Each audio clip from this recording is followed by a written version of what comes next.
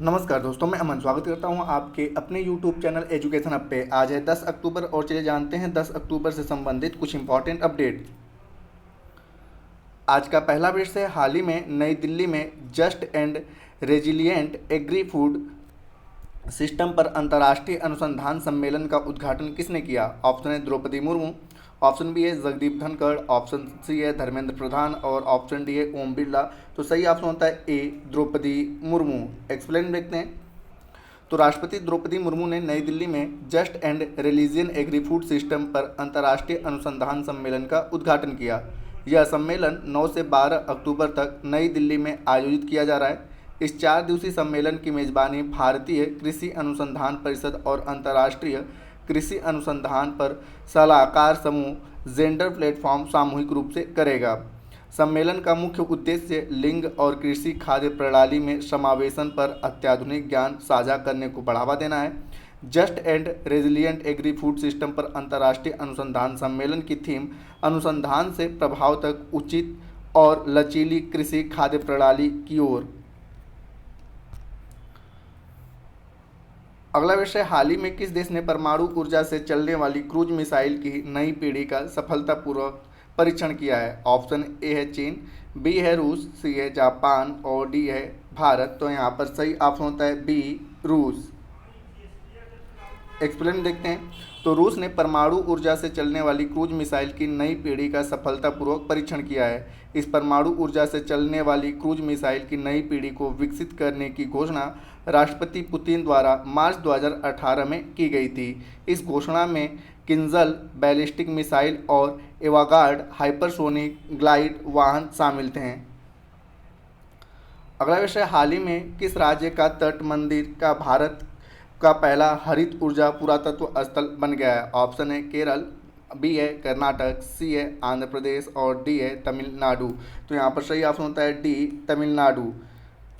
Explain देखते हैं। तो तमिलनाडु का यूनेस्को विश्व धरोहर स्थल ममल्लापुरम में तट मंदिर भारत का पहला हरित ऊर्जा पुरातत्व स्थल बन गया है। यह उपलब्धि ग्रीन हेरिटेज प्रोजेक्ट के सफल कार्यान्वयन के माध्यम से संभव हो सका है।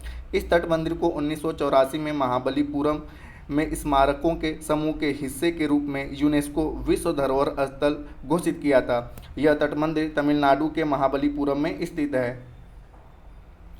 अगला विषय, हाल ही में नई दिल्ली में आयोजित 52वीं जीएसटी परिषद की बैठक की अध्यक्षता किसने की? ऑप्शन है पंकज चौधरी, अनुराग ठाकुर, निर्मला सीतारमण या सर्बानंद सोनोवाल। तो यहाँ पर सही ऑप्शन होता है आपका सी, निर्मला सीतारमण। एक्सप्लेन देखते हैं। तो केंद्रीय वित्त और कॉरपोरेट कार्य मंत्री श्रीमती निर्मला सीतारमण की अध्यक्षता में 52वीं जीएसटी परिषद की बैठक नई दिल्ली में आयोजित हुई। इस बैठक में केंद्रीय वित्त राज्य मंत्री श्री पंकज चौधरी, वित्त विभाग संभालने वाले गोवा और मेघालय के मुख्यमंत्रियों के अलावा राज्यों और केंद्र शासित प्रदेशों के वित्त मंत्री एवं वित्त मंत्रालय और राज्य केंद्र शासित प्रदेशों के वरिष्ठ अधिकारी शामिल हुए हैं। अगला विषय, हाल ही में किसके द्वारा दिए गए प्रस्ताव के अनुसार प्रधानमंत्री विश्वकर्मा योजना के लाभार्थी को PIDAF योजना के तहत शामिल किया जाएगा? ऑप्शन है SBI, RBI, नीति आयोग या वित्त मंत्रालय। तो सही ऑप्शन होता है बी, RBI। एक्सप्लेन देखते हैं। तो भारतीय रिजर्व बैंक यानी कि RBI द्वारा दिए गए प्रस्ताव के अनुसार प्रधानमंत्री विश्वकर्मा योजना के लाभार्थियों को PIDF योजना के तहत शामिल किया जाएगा। भारतीय रिजर्व बैंक ने PIDF योजना को 2 साल की अवधि के लिए 31 दिसंबर 2025 तक बढ़ाने का भी प्रस्ताव दिया है। पेमेंट इंफ्रास्ट्रक्चर डेवलपमेंट फंड योजना जनवरी 2021 में 3 सालों के लिए चालू की गई थी। प्रधानमंत्री विश्वकर्मा योजना सितंबर 2023 में प्रधानमंत्री नरेंद्र मोदी द्वारा शुरू किया गया है।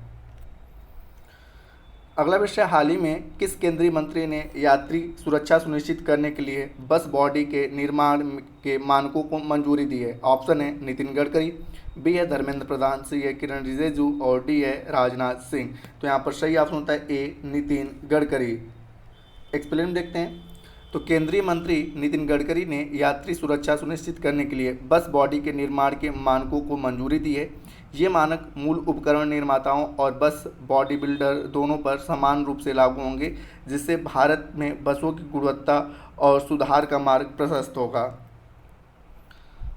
अगला विषय है, हाल ही में बिहार के बाद किस राज्य के मुख्यमंत्री ने जातीय जनगणना कराने की घोषणा की है? ऑप्शन है झारखंड, गुजरात, राजस्थान या मध्य प्रदेश। तो सही ऑप्शन होता है सी, राजस्थान। एक्सप्लेन देखते हैं। तो बिहार के बाद राजस्थान के मुख्यमंत्री अशोक गहलोत ने जातीय जनगणना कराने की घोषणा की है। इस सर्वेक्षण में नागरिकों के सामाजिक, आर्थिक और शैक्षिक स्तर के संबंध में जानकारियां और डेटा एकत्र किया जाएगा। इन आंकड़ों का अध्ययन कर समाजों के पिछड़ेपन का आकलन किया जाएगा। उसी अनुरूप सुधार योजनाएं बनाई जाएंगी। अगला विषय, हाल ही में एशियाई खेल 2023 में पुरुष क्रिकेट वर्ग में किस टीम ने स्वर्ण पदक जीता है? ऑप्शन है भारत, बांग्लादेश, पाकिस्तान या अफगानिस्तान। तो सही ऑप्शन होता है ए, भारत। एक्सप्लेन देखते हैं। तो एशियाई खेल 2023 में पुरुष क्रिकेट वर्ग में भारतीय टीम ने स्वर्ण पदक जीता। भारत को एशियाई खेल के एक विशिष्ट नियम के तहत विजेता घोषित किया गया, जहां मैच समाप्त नहीं होने पर उच्च रैंकिंग वाले टीम को विजेता घोषित किया जाता है। अगला विषय, प्रतिवर्ष वायुसेना दिवस कब मनाया जाता है? ऑप्शन है 6 अक्टूबर, 7 अक्टूबर, 8 अक्टूबर या 9 अक्टूबर। तो यहाँ पर सही ऑप्शन होता है सी, 8 अक्टूबर। एक्सप्लेन देखते हैं। तो प्रतिवर्ष 8 अक्टूबर को भारतीय वायुसेना दिवस मनाया जाता है। इस वर्ष भारत अपना 91वां इंडियन एयरफोर्स डे मना रहा है। यह दिवस भारतीय वायुसेना के कार्यों और देश के लिए वायुसेना के योगदान को स्वीकार करना है। भारतीय वायुसेना की स्थापना 8 अक्टूबर 1932 को की गई थी, जिसके बाद से यह प्रतिवर्ष इसी दिन 8 अक्टूबर को मनाया जाता है। भारतीय वायुसेना के संस्थापक एयर मार्शल सुब्रतो मुखर्जी को माना जाता है। भारतीय वायुसेना 2023 का थीम है एयर पावर बियॉन्ड बाउंड्रीज। आज का अंतिम विषय, प्रतिवर्ष विश्व कपास दिवस कब मनाया जाता है? 6 अक्टूबर, 7 अक्टूबर, 8 अक्टूबर या 9 अक्टूबर। तो सही ऑप्शन होता है बी, 7 अक्टूबर। एक्सप्लेन देखते हैं। तो प्रतिवर्ष 7 अक्टूबर को विश्व कपास दिवस मनाया जाता है। यह दिवस विशेष रूप से कम विकसित देशों में रोजगार पैदा करने और अर्थव्यवस्था का समर्थन करने में कपास के महत्व पर जोर देता है। विश्व कपास दिवस 2023 की थीम है making cotton fair and sustainable for all from farm and fashions. तो दोस्तों, ये थे आज के करंट अफेयर्स के अपडेट। अब समय है पिछले सेशन में पूछे गए क्वेश्चन का आंसर देने का। तो पिछले सेशन में आपसे पूछा गया था कि हाल ही में जियो मार्ट ने अपना ब्रांड एम्बेसडर किसे नियुक्त किया, तो जिसका सही उत्तर था महेंद्र सिंह धोनी। तो जिन्होंने भी सही उत्तर दिया उनके लिए बधाई।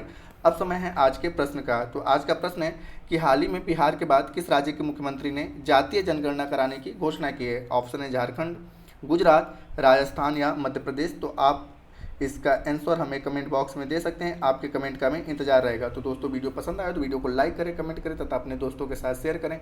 और चैनल पर नया है तो चैनल को सब्सक्राइब अवश्य करें तथा इस पीडीएफ को प्राप्त करने के लिए आप हमारे टेलीग्राम से जुड़ सकते हैं, जिसका लिंक वीडियो के डिस्क्रिप्शन में दिया हुआ है। तो वीडियो के अंत तक बने रहने के लिए धन्यवाद। मिलते हैं जल्दी नेक्स्ट वीडियो में।